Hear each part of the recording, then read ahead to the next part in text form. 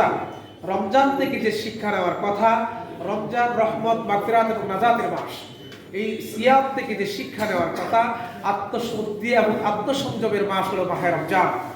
সেই মাহে রমজান থেকে আমরা কি শিক্ষা নিব?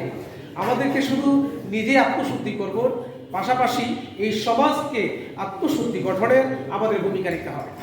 রমজান থেকে শিক্ষা নিয়ে আমাদের এই কল্যাণ রাষ্ট্র গঠনের যে মৌলিক ভূমিকা, সেটা আমাদেরকে পালন করতে হবে। আজকে দেখেন চারদিকে, আজকে আলোচনার অনেকেই কথাগুলো চলে আসছে যে চারদিকে যখন আপনি তাকাবেন, পত্রিকার দিকে আপনি যখন তাকাবেন, তখন দেখবেন আজকে সমাজের যে বেহাল দশা। কেন? আজকে এই 8 বছরে আসিয়া ধর্ষিতা হচ্ছে, 65 বছরের নারী ধর্ষিতা হচ্ছে। আজকে সমাজে দু একটা ঘটনা শুধু আমরা দেখতে পাচ্ছি, অসংখ্য ঘটনা এগুলো পর্দার আড়ালে থেকে যাচ্ছে। যদি আমরা লক্ষ্য করি, আমাদের যারা করম সৈনিক, তারা যদি শীর্ষ তাদের একদম তীব্রতার সাথে বিষয়গুলো যদি লক্ষ্য করেন, তাহলে এই বিষয়গুলো অহরহই আমাদের চোখের সামনে চলে আসবে। কিন্তু তার প্রতিকারের উপায় হলো কল্যাণ রাষ্ট্র গঠন করা।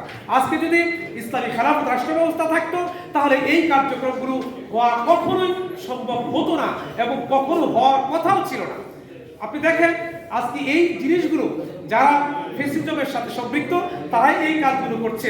অতীতে বিগত 16 বছর যারা এই ফ্যাসিজমে সম্পৃক্ত ছিল, যারা এই সমাজকে একেবারেই আমাদের শূন্যের কোঠায় নিয়ে গেছে, যেখানে শান্তি বলতে কিছুই নাই, এরই মধ্য দিয়ে আজকে যে সরকার কাজ করছে, তার সাথে আমাদেরকে কাজ করতে হবে।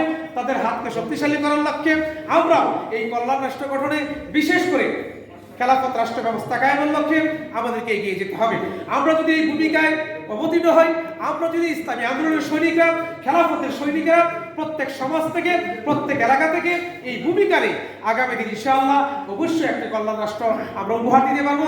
পাশাপাশি এই ধরনের সমাজের শৃঙ্খলা রাষ্ট্রীয় ক্ষেত্রে, এবং দেখেন একেবারে আমাদের বাজার ব্যবস্থা, দ্রব্যমূল্যের যে হার, সেটাও আমাদের জন্য করুন। এবং প্রত্যেকটা সেক্টরে আজকে যে বেহাল দশা, আইন করে ধরে আজকে দেখেন এই অবস্থা, এবং প্রত্যেকটা অফিস আদালতে একই হাল। এই বিশৃঙ্খলার একমাত্র কারণ হলো কল্যাণ রাষ্ট্র না থাকা। আজকে যদি খেলাফত রাষ্ট্র ব্যবস্থা কায়েম হতো, তাহলে অবশ্যই আমাদেরকে এই কাজগুলো আমাদের সম্মুখীন হতে হতো না।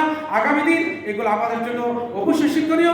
আমরা এই সমাজ গঠনে ভূমিকা রাখবো, এবং এই রমজান থেকে শিক্ষা নিয়ে আমরা এখান থেকে লাআল্লাকুম তাত্তাকুন, যাতে তাকওয়াবান হতে পারি, আমরা যাতে প্রত্যেকটা নিজে তাকওয়াবান হব, পাশাপাশি এই সমাজের প্রত্যেকটা সেক্টরে তাকওয়া উপহার দিতে পারি, এই আশাবাদ ব্যক্ত রেখে আমি আমার আলোচনা শেষ করছি।